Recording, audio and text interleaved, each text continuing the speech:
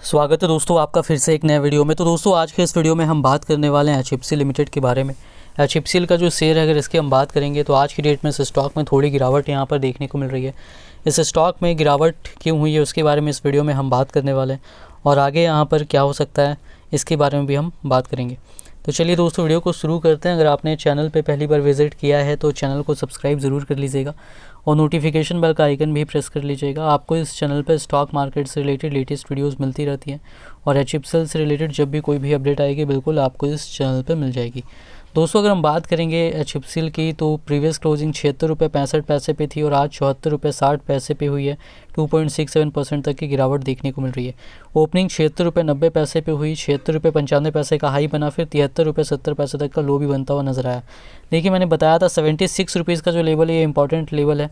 इस लेवल के ऊपर यहाँ सस्टेन करना ज़रूरी है। कल क्लोजिंग भी हुई थी लेकिन यहाँ आज सस्टेन नहीं कर पाया और फिर यहाँ पर जो है इसको ये नीचे गिर करके यहाँ पर 74 रुपये और 60 पैसे पे आ गया। तो ये लेवल जब क्रॉस करेगा उसके बाद ही आगे यहाँ पर जो है तेज़ी देखने को मिलेगी, इसके ऊपर सस्टेन करेगा तब।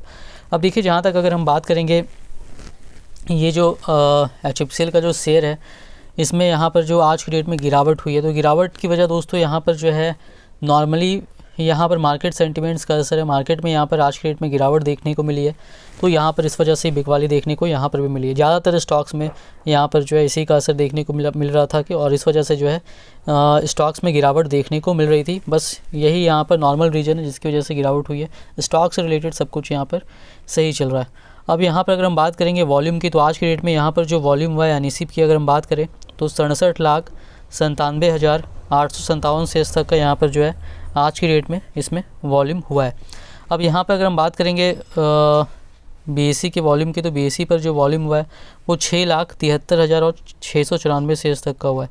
यानी कि अगर हम टोटल वॉल्यूम की बात करेंगे तो टोटल वॉल्यूम यहाँ पर जो है 75 लाख तक का आज की डेट में यहाँ पर देखने को इस स्टॉक में लगभग मिल रहा है।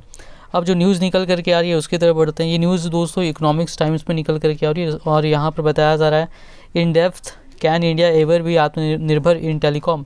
क्या इंडिया टेलीकॉम के क्षेत्र में आत्मनिर्भर कभी भी बन सकता है? तो इसके बारे में यहाँ पर ये न्यूज़ निकल करके आ रही है और इसमें यहाँ पर कुछ चीज़ें बताई गई हैं। India has been undertaking a few concrete steps to bring down dependence on the import of telecom gear to become Atmanirbhar self reliant following the कोविड-19 included shutdowns that led to supply chain disruptions world wide. देखिए भारत ने यहाँ पर क्या फैसला किया कि भारत आत्मनिर्भर बनेगा टेलीकॉम गियर के क्षेत्र में, क्योंकि कोविड-19 जब आया था तो पूरे ग्लोबली शटडाउन हो गया था जिसकी वजह से सप्लाई चेन डिसरप्शंस हुआ था और उसकी वजह से जो है यहाँ पर जो इंपोर्ट ज़्यादातर चीज़ें करनी पड़ती हैं टेलीकॉम से रिलेटेड तो उसमें काफ़ी सारी दिक्कतें यहाँ पर आई थी और फिर सरकार ने यहाँ पर जो है फैसला किया है कि हम खुद ही आत्मनिर्भर बन जाए ताकि अपने देश की जो ज़रूरतें हैं, हम इंडिया काफ़ी बड़ा देश है तो काफ़ी ज़्यादा डिमांड यहाँ से आती है, काफ़ी बड़ा मार्केट है तो अपने ही देश में हम यहाँ पर जो है मैन्युफैक्चरिंग करें तो काफ़ी अच्छा यहाँ पर होगा। इससे सप्लाई चेन का भी जो है इशू यहाँ पर सॉल्व हो जाएगा जो बाहर से इंपोर्ट करने पर होता है। अब यहाँ पर अगर हम बात करेंगे अगर जो रिस्ट्रिक्शंस जो है यहाँ पर चाइनीज़ वेंडर्स के ऊपर इसके लिए सरकार ने यहाँ पर लगाया है और इससे क्या हुआ है कि होम ग्रोन कंपनीज़ जो इंडिया की डोमेस्टिक कंपनीज़ जो है उनके लिए यहाँ पर काफ़ी ज़्यादा फ़ायदा हो सकता है। भारत की अगर बात करेंगे हम 2021-22 के हिसाब से तो भारत का जो इंपोर्ट किया है भारत ने टेलीकॉम प्रोडक्ट जो बाहर के देशों से मंगाया है ख़रीदा है 1.22 लाख करोड़ रुपए का किया है और जो एक्सपोर्ट किया है जो हमारे देश से बाहर को बेचा है वो 61,177 करोड़ है। यानी समझ लीजिए कि यहाँ पर लगभग एक्सपोर्ट इंडिया का जो है वो इंडिया जो इम्पोर्ट है उससे आधा है। तो यहाँ पर समझ सकते हैं कि इंडिया को ज़्यादा यहाँ पर जो है इम्पोर्ट करना पड़ता है, यानी बाहर के देशों से ख़रीदना पड़ता है with a strong push from the government. और अभी गवर्नमेंट ने इसको ही यहाँ पर ठीक करने के लिए कि इंडिया का एक्सपोर्ट बढ़े और इंपोर्ट घटे उसके लिए यहाँ पर गवर्नमेंट ऑफ इंडिया कई सारी चीज़ें यहाँ पर उठा रही है, डोमेस्टिक कंपनीज़ को यहाँ पर लाभ देने की कोशिश कर रही है। यहाँ पर देखिए अगर बात करेंगे तो सरकार ने लोकल इंडस्ट्री को यहाँ पर बढ़ावा देने के लिए डॉट ने यहाँ पर पीएलआई स्कीम लाया था फरवरी 2021 में और जिसके तहत 30 कंपनी से ज़्यादा को यहाँ पर सिलेक्ट किया गया था जिसमें नोकिया, फॉक्सकॉन, ITI और HFCL जैसी कंपनियाँ यहाँ पर शामिल थी। इनको अक्टूबर 2021 में अप्रूवल दे दिया गया। तो उसके बाद जून 2022 में गवर्नमेंट ने डिज़ाइन लेड मैन्युफैक्चरिंग स्कीम भी यहाँ पर उसको भी इंकरेज किया, उसको भी लाया और इसका उद्देश्य था रिसर्च एंड डेवलपमेंट एक्टिविटीज़ को यहाँ पर बढ़ावा देना। उसके तहत भी कई कंपनियों का यहाँ पर सिलेक्शन किया गया है। अब यहाँ पर अगर हम बात करेंगे तो HFCL का इसमें दोनों में सिलेक्शन किया गया, पीएलआई स्कीम में भी और डिज़ाइन लेड मैन्युफैक्चरिंग स्कीम में भी। अब यहाँ पर अगर हम बात करेंगे तो जो स्कीम लाया गया टेलीकॉम गियर मैन्युफैक्चरिंग के लिए, उसमें एक्सपेक्ट किया जा रहा है कि production of equipment 2.44 lakh crore तक का होगा और इससे डायरेक्ट और इनडायरेक्ट एम्प्लॉयमेंट भी 40,000 लोगों को यहाँ पर जो है मिलने की उम्मीद की जा रही है। अब यहाँ पर अगर हम बात करेंगे तो फ़िलहाल यहाँ पर जो चल रहा है कि अभी सॉफ्टवेयराइजेशन चल रहा है कम्युनिकेशन नेटवर्क्स का, और काफ़ी सारी नई कंपनीज़ भी आ रही हैं इस कैपिटल इंटेंसिव डोमेन में। यहाँ पर अगर हम बात करेंगे तो और भी कई सारे फैक्टर्स हैं। अगर इंडिया को यहाँ पर जो है कई डोमेस्टिक और इंटरनेशनल फैक्टर हैं जिससे कि यहाँ पर जो है इंडिया का जो टेलीकॉम इंपोर्ट है वो यहाँ पर घट सकता है। There is a strong push from the government coupled with the market push of software related products along with wider acceptability of new vendors।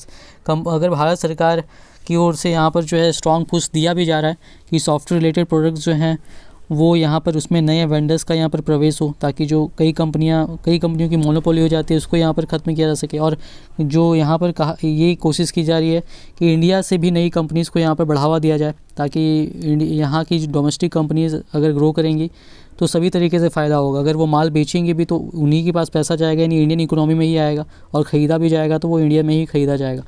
अब यहाँ पर अगर हम बात करेंगे तो बहुत सारी चीज़ें यहाँ पर जो है सरकार के द्वारा तैयार की जा रही है, एक इकोसिस्टम तैयार करने की कोशिश की जा रही है।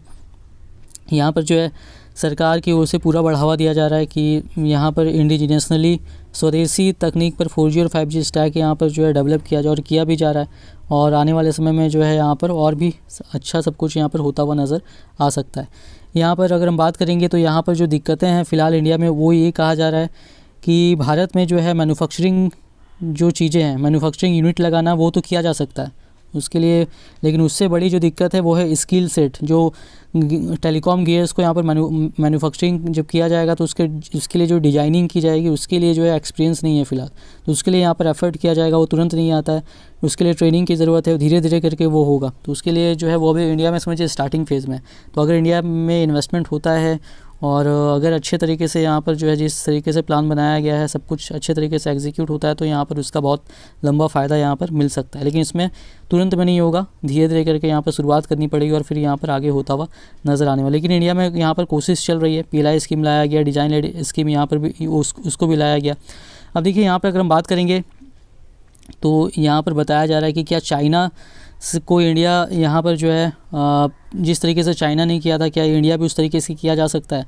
देखिए यहाँ पर जो है कोशिश भारत की ओर से भी यहाँ पर किया जा रहा है कि कई सारे स्टेबलाइज्ड प्लेयर्स पहले से मार्केट में, तो यहाँ पर नए प्लेयर्स की यहाँ पर एंट्री की जाए, नए लोगों को यहाँ पर जो है बढ़ावा दिया जाए। डोमेस्टिक कंपनियों को बढ़ावा देने के लिए सरकार की ओर से यहाँ पर कोशिश भी की जा रही है, और ताकि यहाँ पर जो है जो भारत में जो आत्मनिर्भर भारत को यहाँ पर सफल बनाना है, यहाँ पर मैन्युफैक्चरिंग उसको यहाँ पर सफल किया जा सके। इंडिया के लिए एक अच्छी बात यह है कि जो भी चीज़ें अब ज़्यादातर आईटी की ओर जा रही हैं, और उसमें वहाँ पर जो भी आईटी के क्षेत्र में अगर बात करें तो इंडियन आईटी कंपनीज़ जो हैं दुनिया भर में फैली हुई हैं और ऑलरेडी टेलीकॉम कंपनीज़ के साथ यहाँ पर काम भी कर रही है, तो और उनका अच्छा खासा दबदबा भी है, तो ये एक बात भारत के पक्ष में जाती है।